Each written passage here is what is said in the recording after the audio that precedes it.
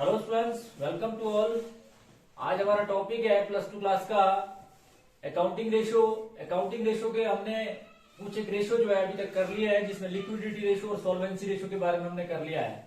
आप सभी जानते हैं कि रेशो जो है, अकाउंटिंग रेशो जो है वो 4 प्रकार से बांटा गया है मॉडर्न क्लासिफिकेशन के अनुसार, जिसमें सबसे पहला रेशो आपका लिक्विडिटी रेशो था, उसके बाद सॉल्वेंसी रेशो, उसके बाद एक्टिविटी परफॉर्मेंस और टर्नओवर रेशो, और लास्ट रेशो जो है वो प्रॉफिटेबिलिटी रेशो का है।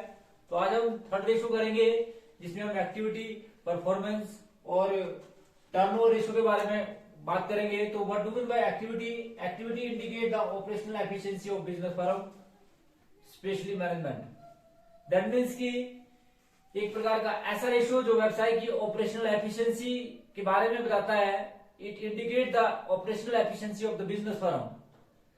बिजनेस के अंदर जितने भी मैनेजर हैं वो ये जानना चाहते हैं कि व्यवसाय की ओवरऑल एफिशिएंसी क्या है। दैट मीन्स की ऑपरेशनल एफिशिएंसी जिसमें मेन है, क्योंकि इस रेशो के द्वारा आप इस बात की ओर इंडिकेट करेंगे कि मैनेजमेंट जो है वो सही प्रकार से कार्य कर रही है या नहीं कर रही है। मैनेजमेंट की हेल्प होती है कि आपका जो भी बिजनेस के अंदर एक्टिविटी चली हुई है वो एक्टिविटी जो है वो तीव्र गति से चल रही है या नहीं चल रही है। एक्टिविटी जैसे क्लियर से है, परफॉर्मेंस, एक्टिविटी और परफॉर्मेंस और turnover.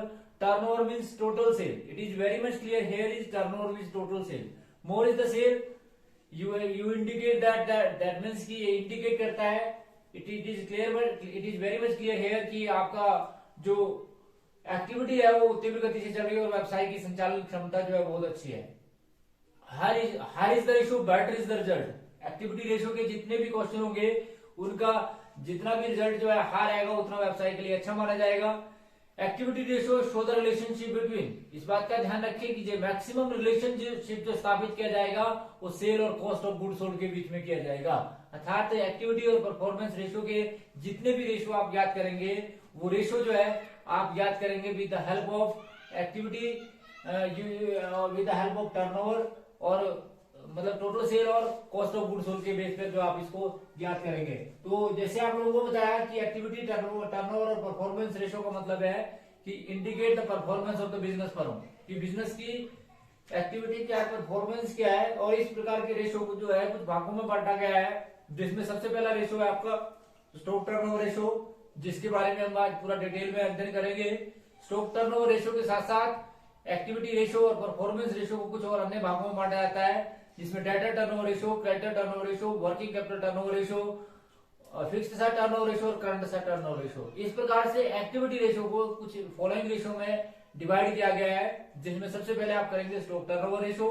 Stock turnover ratio is also called inventory turnover ratio. The second one is debtor turnover ratio, that is receivable turnover ratio, and the third one is creditor turnover ratio या payable turnover ratio, और उसके बाद working capital turnover ratio, current asset turnover ratio और fixed asset turnover ratio.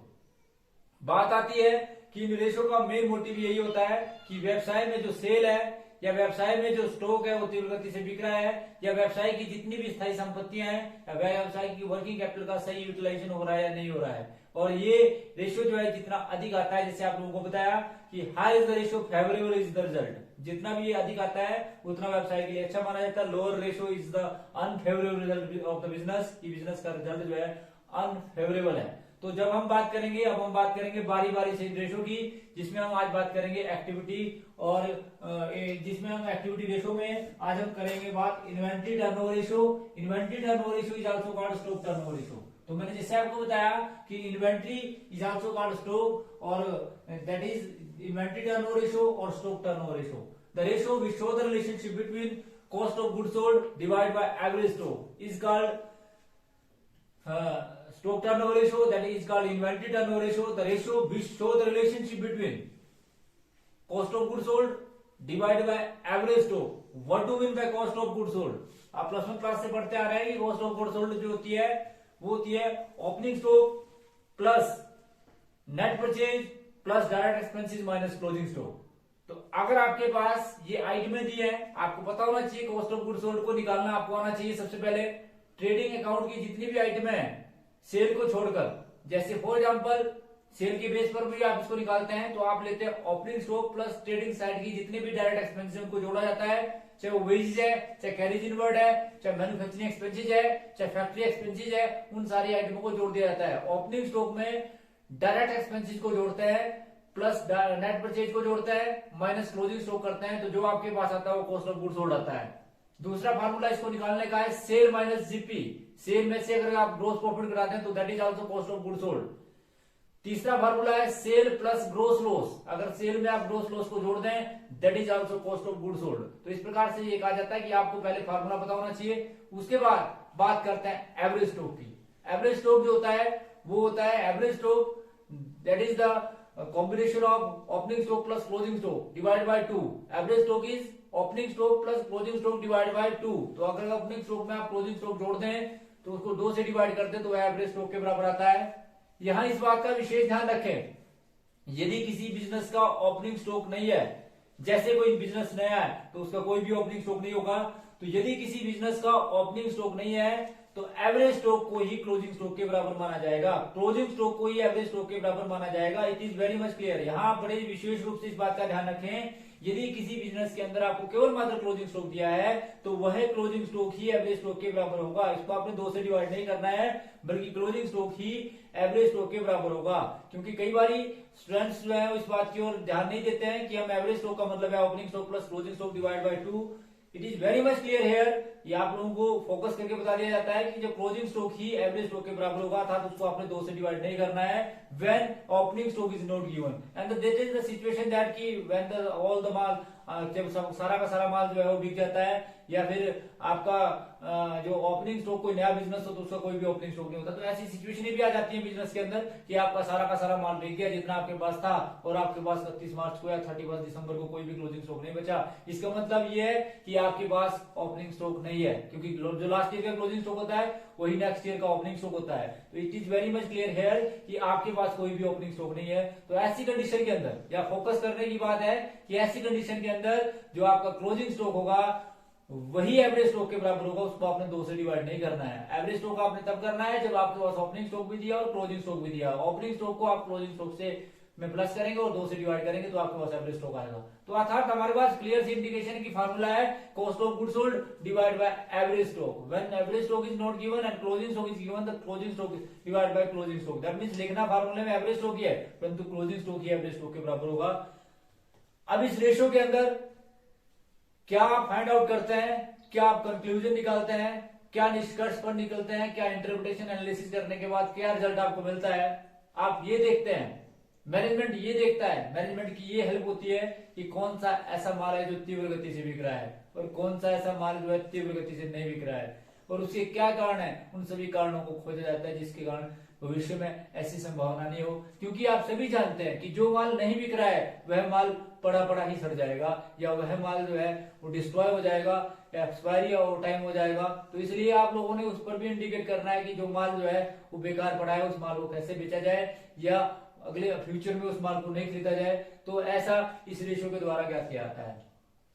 कुछ accountant cost of goods sold के स्थान पर net cell का या सेल का यूज करते हैं।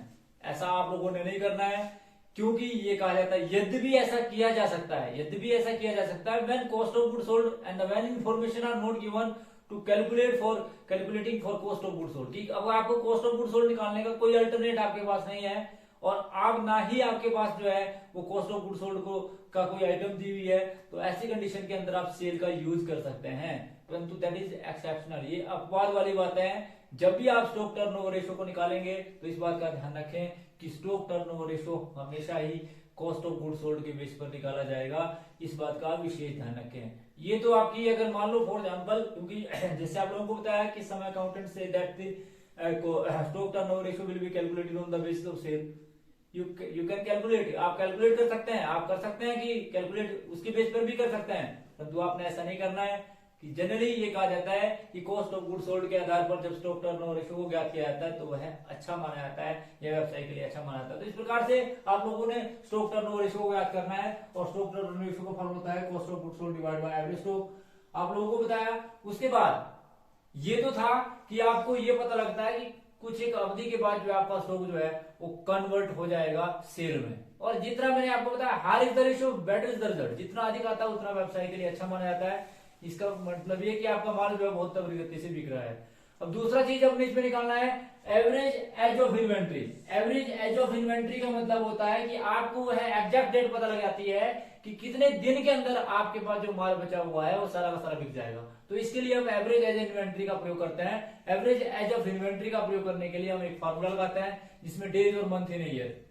आप सभी जानते हैं साल में 12 महीने और साल में 365 दिन जो है जनरली हम मानते हैं। तो इसका मतलब है डेज और month in year divide by stock turnover ratio. जो हमारे पास स्टॉक टर्नओवर रेशियो दिया है वो हम उसके बेस पर हम इसको निकालते हैं। कई बार क्या करते हैं कि कई बार ये बोलते हैं कि आपने डायरेक्ट जो है एवरेज एज इन्वेंट्री निकालना है। यदि भी फार्मूला है एवरेज एज ऑफ इन्वेंट्री का मतलब है कि आप उस पीरियड को ज्ञात करते हैं कि जिस पीरियड में आपका सारा का सारा माल जो है उस सेल में कन्वर्ट हो जाएगा, उसको आप एवरेज एज इन्वेंट्री बोलते हैं। और एवरेज एज ऑफ इन्वेंट्री को निकालने का फार्मूला होता है डेज और month in year divide by stock turnover ratio. जो आपके पास स्टॉक टर्नओवर रेशियो आपने निकाला उसके बेस पे निकाल सकते हैं।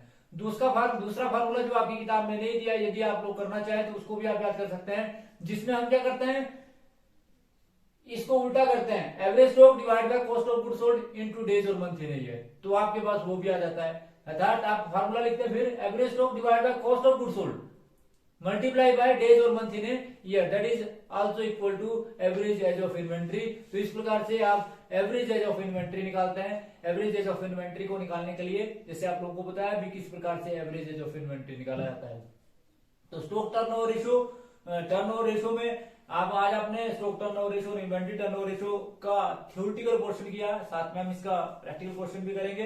तो ये था जी आज का हमारा टॉपिक की एक्टिविटी रेशियो और परफॉर्मेंस रेशियो टर्नओवर रेशियो का मतलब क्या है। तो मैंने जैसे बताया that ratio indicate the operational efficiency of the business firm की ये operational efficiency of business firm की एफिशिएंसी को इंडिकेट करता है। और ये रेशियो जितना अधिक आता है उतना व्यवसाय के लिए फेवरेबल रिजल्ट माना जाता है। इस बात का भी ध्यान रखें कि इस रेशियो को ज्ञात करते समय आप कॉस्ट ऑफ गुड्स सोल्ड पर ज्यादा कंसंट्रेट करें, ना कि नेट सेल पर, क्योंकि सम ऑफ अकाउंटेंट तो ये बोलते हैं कि नेट सेल पर भी आप इसको निकाल सकते हैं, परंतु अगर आपने सही व्यवसाय की ओवरऑल ऑपरेशनल एफिशिएंसी को इंडिकेट करना हो तो उस कंडीशन में कॉस्ट ऑफ गुड्स सोल्ड का भी प्रयोग करें। तो thanks for watching the video, please like, comment and subscribe my channel. Thank you.